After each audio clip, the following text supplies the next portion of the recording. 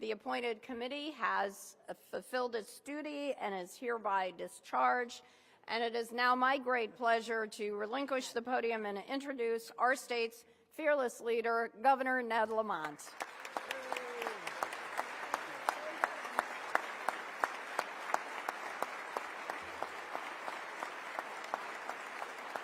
Whoa! Hey, thank you, guys. Thanks, Susan. So, for many years, governors would stand at this dais for a budget address, often confronted with a recession for which our state was totally unprepared. And today, we're much better prepared to manage the unexpected within reason, thanks to all of you. So, Mr. President and Mr. Speaker and Senator Harding and Representative Candelora and all the members of the General Assembly and people of the great state of Connecticut, the last few weeks have been turbulent, and we can only guesstimate how changes in Washington will impact our budget over the next few months and few years. Our proposed budget is our best effort to stay true to our Connecticut values while continuing to focus on affordability and opportunity for all.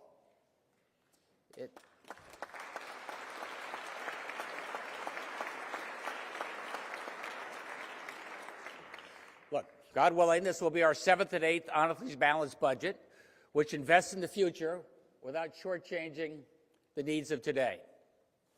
And unlike other states which are cutting back, our budget will increase by over $1 billion in each of the next 2 years, all the while making a transformative investment in early childhood education and another round of tax cuts.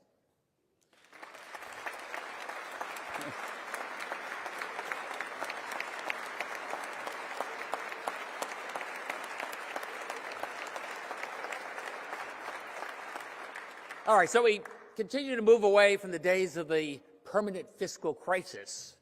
And by year end, we should have paid down about $10 billion in pension debt. $10 billion.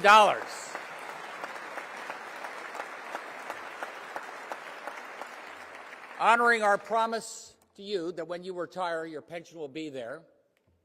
And all the while reducing the fixed costs, which are crowding out critical investments in our future.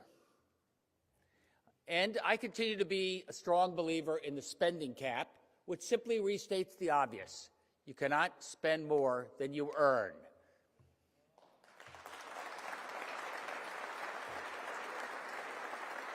Fortunately, our economic growth is still strong, second only to Maine in the region. They must have been selling a lot of lobsters.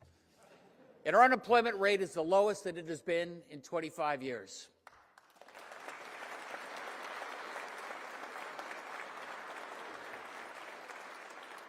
What that means as a state is that we're earning more, which means our general fund will grow 4.5% in the first year, 4.8% over the next biennium, more than inflation. And I want to give a shout out to each and every one of you, House and Senate, Democrats and Republicans. This wasn't easy, and you've put us in the strongest fiscal footing in many, many a year. Thank you. Thank you. Thank you for what you did.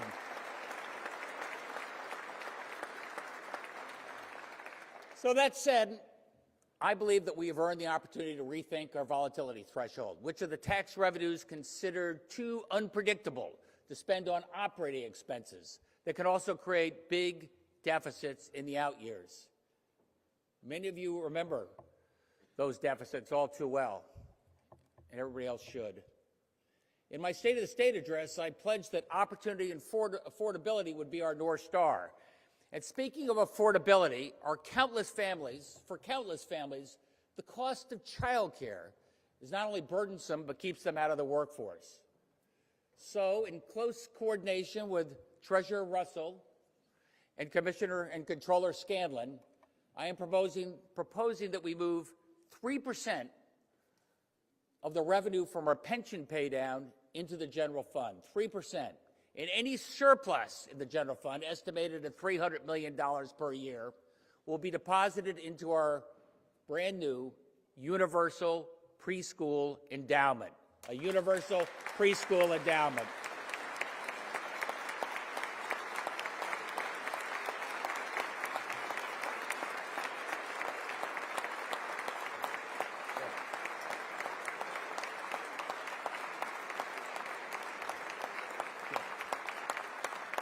This fund will be a down payment on making pre-K and early childhood education affordable and accessible for all of our kids.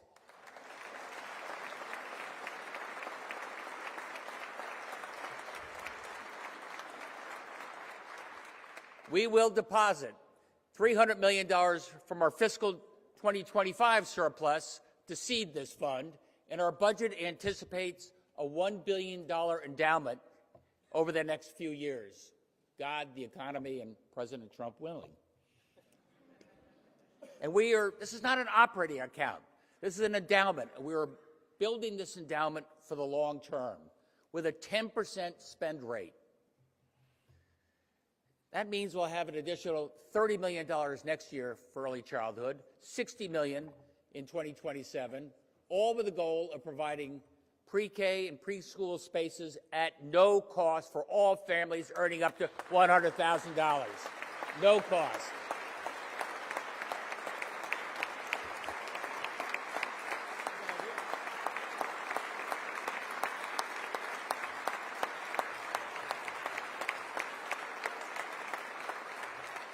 And the subsidy phases down from there. This will save parents thousands of dollars and giving them the freedom to get back to work, because parents, our businesses need you. And finally, I appreciate the Blue Ribbon Commission on Early Childhood, co-chaired by Lieutenant Governor Bysowitz and Commissioner Beth Bai, along with the child care advocates. They emphasized not just more spending, but smarter spending. That meant easier accreditation, home-based centers, and better value per caregiver. I'm always sympathetic to smarter spending in our kids. And our endowment also complements things we're already doing right now, at-home nursing support for first-time moms on Medicaid.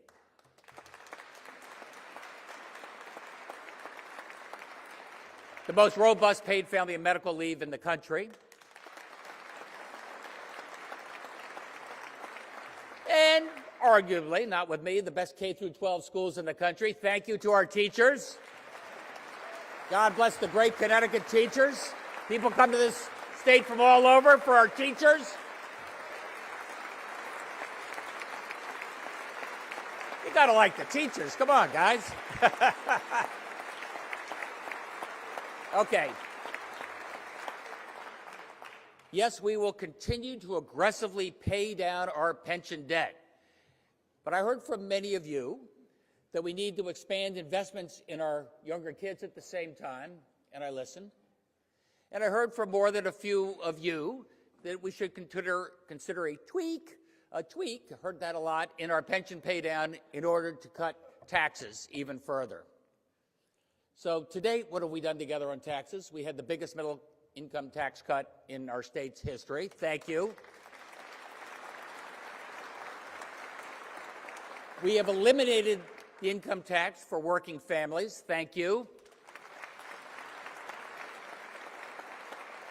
We have eliminated the tax on pensions and Social Security for most of our citizens. Thank you.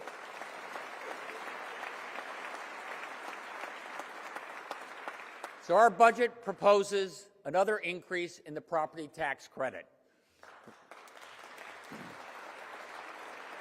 It was $200 5 years ago, and we are proposing an increase to $350 per homeowner. That's up $50 from last year alone, $350. We're trying to help our mayors and our first selectmen hold the line on property taxes, which are high compared to our peers. We've significantly increased municipal aid over these 8 budgets as well, including investments that have more than doubled funding for pilot grants, more than doubled funding. And the budget further increases total municipal aid by $230 million in this biennium, another $230 million.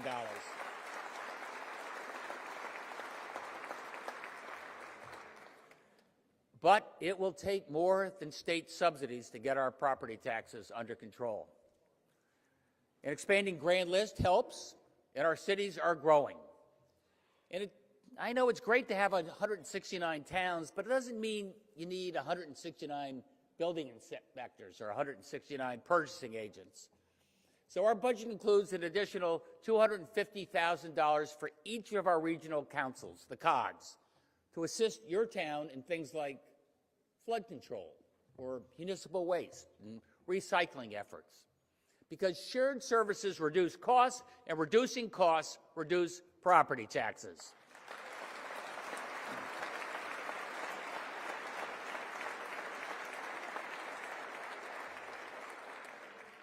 And more state aid to education helps our kids and also helps your budget, mayors. We have proposed an additional $160 million in funding for our schools, $160 million. And that means we have met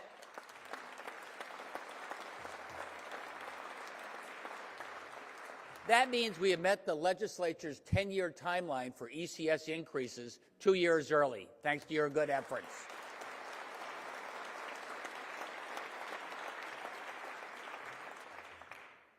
And special ed is a promise we make to help our kids with special needs. And I have seen and heard firsthand how a program can make a lifelong difference for these kids. At the same time, we're proposing some cost-saving reforms, including capping out-of-district costs for private providers. Sometimes those out-of-district costs can be up to $150,000. Additionally, we're going to propose $14 million in incentive grants for districts to provide the highest quality special ed programming in district, saving a lot of travel, saving you some money. It's good for the kids.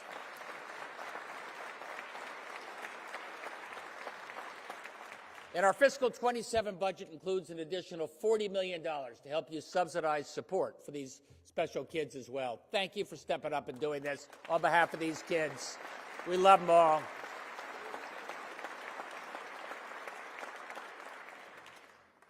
And here I go again. Superintendents are working hard to get the smartphones out of most of the classrooms. Thank you for that. And our budget provides resources to store those phones at the beginning of a phone-free day in phone-free schools. Remember those yonder pouches?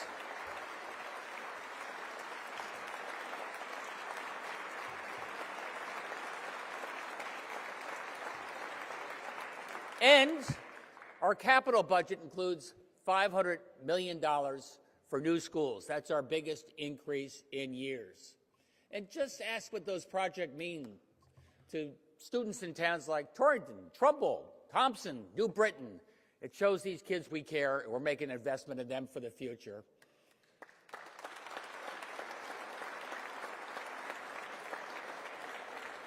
And these new schools will also include solar panels and insulation to help reduce costs, and air conditioning and ventilation to keep us safe and to keep you awake. But you can't save souls in an empty church, and you can't learn if you're not in school.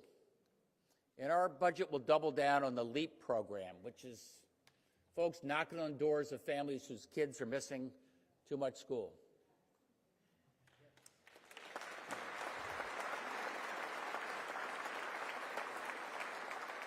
Maybe it's a teacher or a coach or a friend knocking on that door. And thankfully, it's working. And more of our disconnected kids are coming back to school. But unfortunately, with so much media attention around ICE and mass deportations, some of our kids are staying home and missing school. So our door knockers now have another message at the door. You are safe in our schools. Come back. We miss you. You're safe in our schools. Come back and we miss you.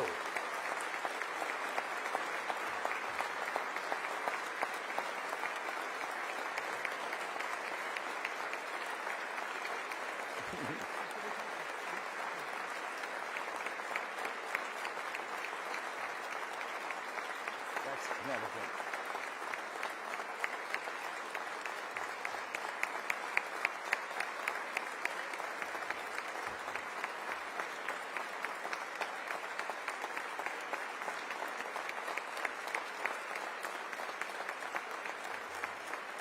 Come back to our schools. You're safe. We miss you. And our budget includes free breakfast for all of our kids as well. Take advantage of it.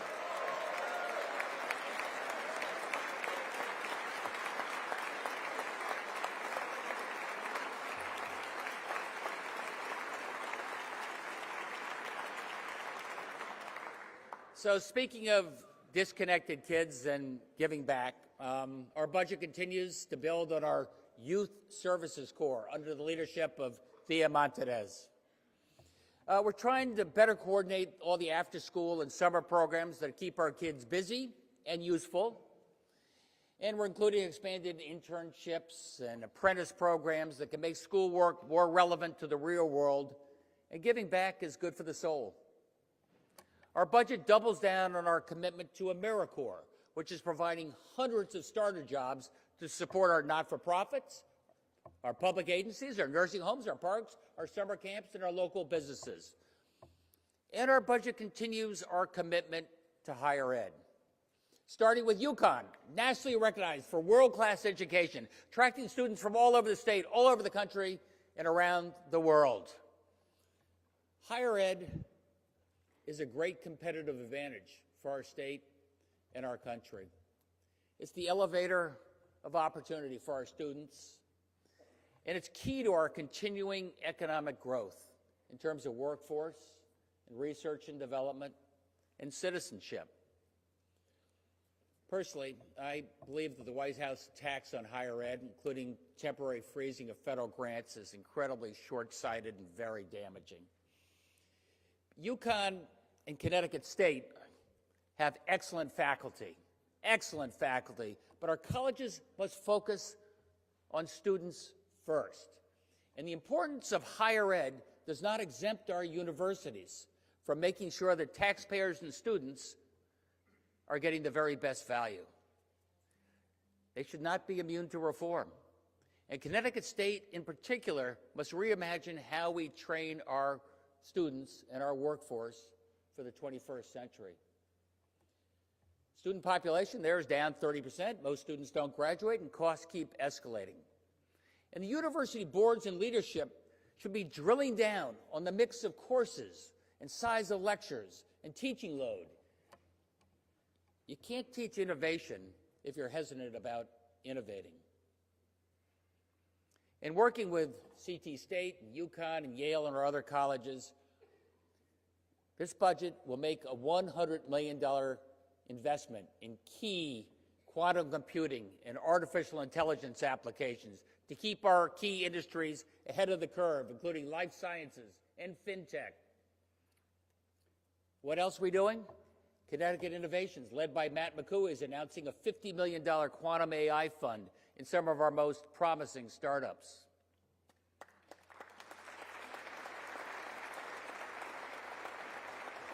Our budget increases the biotech research and development tax credit from 65% to 90%. And it eliminates the capital stock tax, so startups that have no profits can raise capital without getting taxed on it.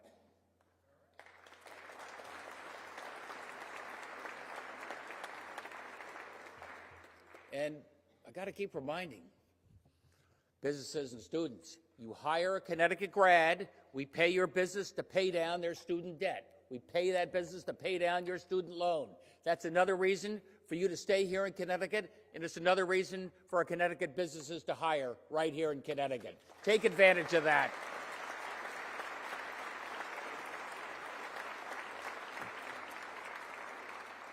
So, college or not, we need you here. It'll make it easier for you to stay here. I say that to nurses and dental hygienists and therapists and electricians and plumbers and HVAC and sheet metal workers and teachers. We're eliminating all your licensing fees. Eliminating them. It's another reason to start your career in Connecticut. Another reason to stay in Connecticut. You're doing that too.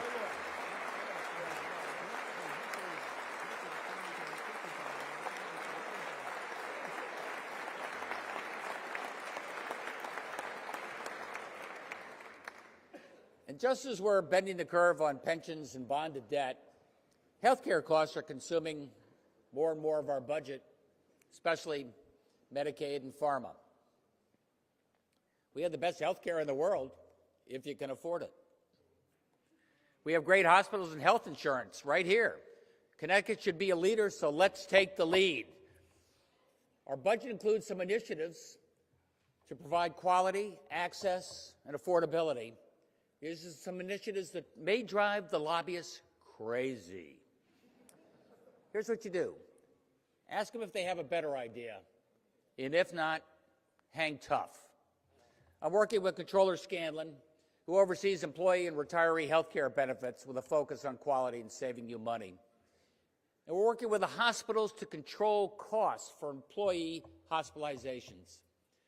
Our proposed reference pricing at, say, 240% of Medicare for our state employees and retirees would save you out of pocket. It will save taxpayers over $100 million in costs.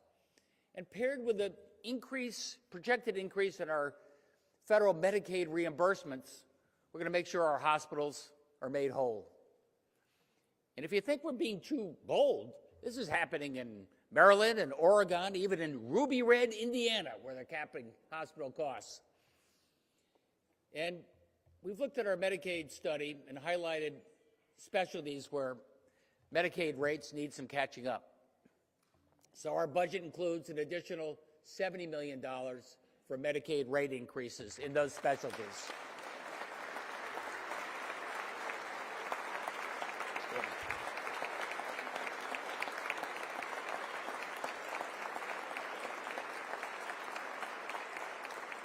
Come on, Kathy, we can afford it.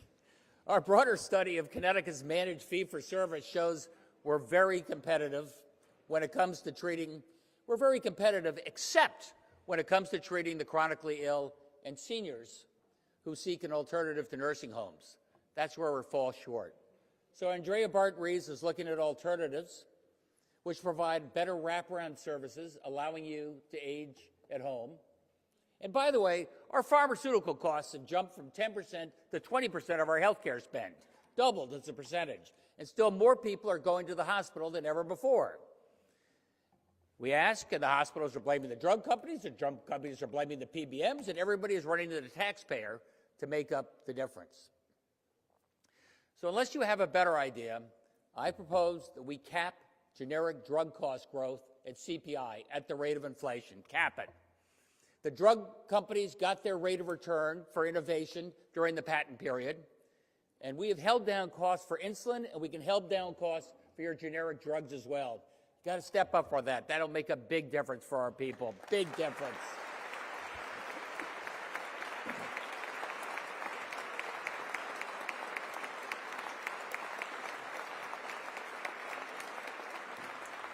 And we'll continue to expand our Array RX discount card, making it easier and cheaper to use, which can save you, say, 50% at the pharmacy counter. Take advantage of the Array RX card. And our budget includes funding to import pharmaceuticals from Canada at less cost, unless tariffs kill that option. Okay, so we have no idea how the feds will impact Medicaid costs. We've got the DOJ Commission, and hopefully they're going to root out fraud. That's good. Or they may simply just cost shift Medicaid expenses to the states. That's bad. If all they do is cost shift, DOJ is just a dodge, which could cost our state hundreds of millions of dollars. A dodge. Time will tell. On a happier note, Access Health will be expanding ICHRA on July 1st. What the heck is that?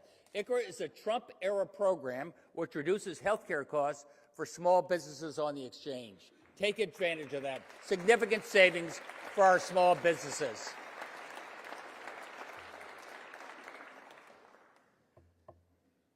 In Connecticut, we will never forget the most vulnerable. And health is often impacted by environment. And we must make sure that those with addiction, mental health needs are taken care of, starting with a place they can call home. The feds are pulling back on rent support, and at the same time, strong demand and little inventory here in Connecticut are driving up housing prices, driving up rents, and driving up homelessness. Attorney General William Tong, he won a case against Purdue Pharma, a purveyor of opioids. And the resulting task force has just approved the use of $58.6 million here in Connecticut, these settlement dollars, to create 500 units of new supportive housing across our state for the homeless and those who face addiction. 500 units of new housing.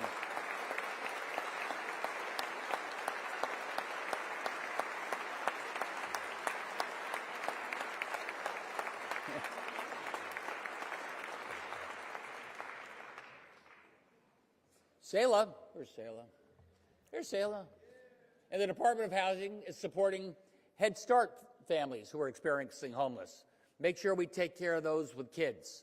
And Brandon McGee over at the Social Equity Council is providing additional resources for rent support in those communities hardest hit by the war on drugs.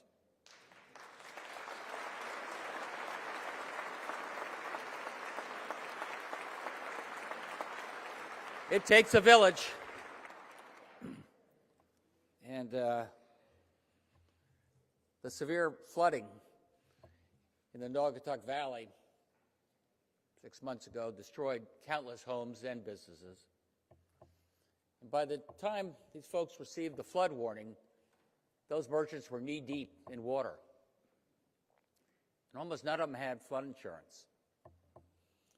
And thank God for volunteers. They saved the day. Then in came Dan O'Keefe and the team over at Economic and Community Development. They got hundreds of $25,000 checks, helping these merchants get on their feet, helping people get a place to stay. Then along came FEMA, and SBA is beginning to come along as well. But we got to think about this together. How do we plan for these 100-year storms that are coming more and more frequently? One, I've asked our team, don't wait for the feds, let's update the flood map here in Connecticut. All this flooding happened in places that weren't in the flood map. Two, I think all of our insurance brokers should be required to offer flood insurance to each and every one of those homeowners.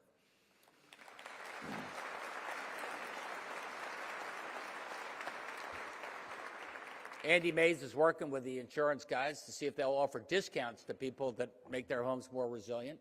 And Garrett Euclidito and team over at DOT, they were brilliant getting those roads and bridges back, but they had to build them back, not just better, they had to build them back higher to prepare for the next surging river.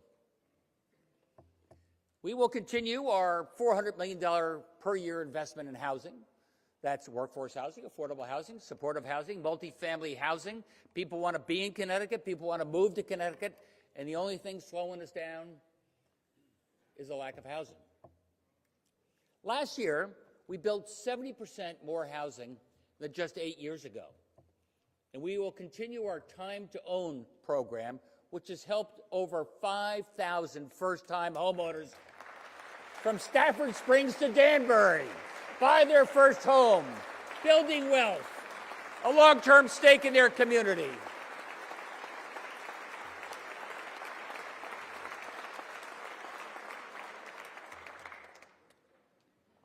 Most of that housing is going to be transit-oriented development, making our cities more walkable, less need for a car.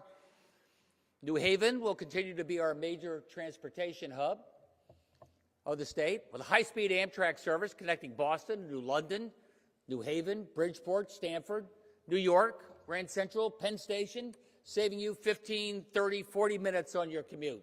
It's going to take some years. We're going to get it done. Transit-oriented housing is being built in the Valley, big time, thanks to more frequent rail service on the Waterbury line, and more housing along the New Britain Fast Track, and in New London, which is booming faster than any time since Moby Dick in the heyday of whaling.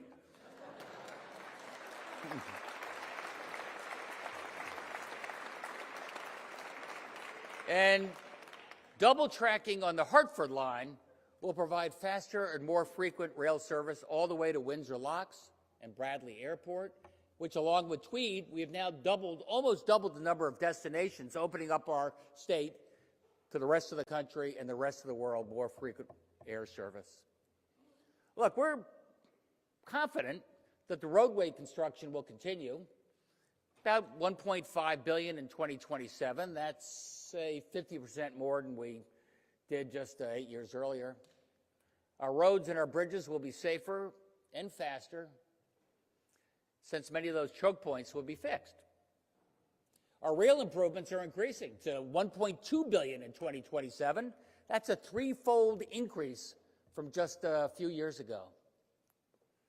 And Connecticut continues to win more per capita allocation from federal dollars because, one, we have more need, a lot of really old bridges. Two, we have pre-designed shovel-ready projects, which is smart. And three, unlike 6 years ago, our transportation fund is fully funded. That means we can make our 80-20 match without contingencies. It's a big deal. But I'm not quite as confident about the ongoing rebuild as I was before. Every day we get another curveball from Washington.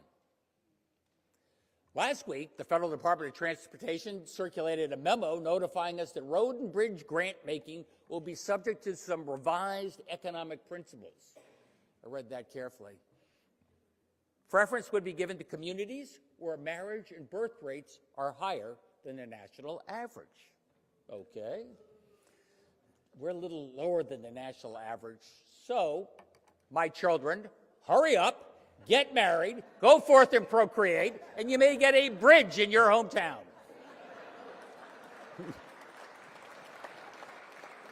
And this one really got me.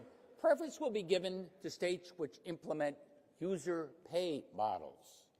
That's French for tolls. You can't make this stuff up. And preference will also be given to communities that comply with immigration objectives specified by the president. That's a little vague. Of course, our cops round up the bad guys, regardless of immigration status, and we get the bad guys off the street, and we work with any federal authorities to keep us safe.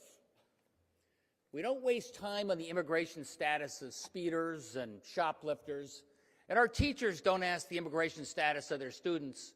They're pretty busy teaching.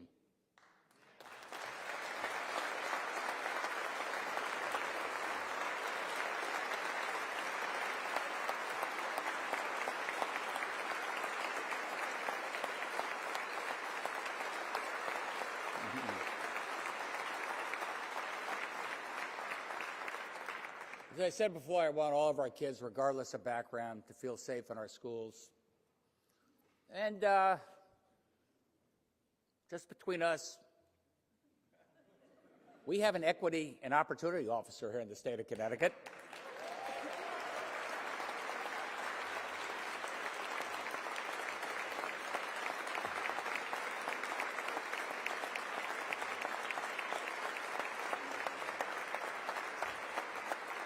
Her name is Mariana Montero, who makes sure that we do the very broadest outreach from all neighborhoods, all backgrounds. So not just the usual suspects are the only ones applying to be a traffic engineer or a nurse or a commissioner or a judge. Talent is everywhere, right, Doug? Opportunity's got to be extended as well. And Mariana, Argentina's loss was Connecticut's gain. And she honed her skills at outreach at a couple of woke companies here in Connecticut, like Sikorsky, which makes attack helicopters, and Pratt & Whitney, which makes fighter jets. You know why they do that outreach? They want to make sure the very best engineers, regardless of background, are there at the table, able to do the work, and so do we. Mariana, you're our director of meritocracy. Thank you for what you're doing.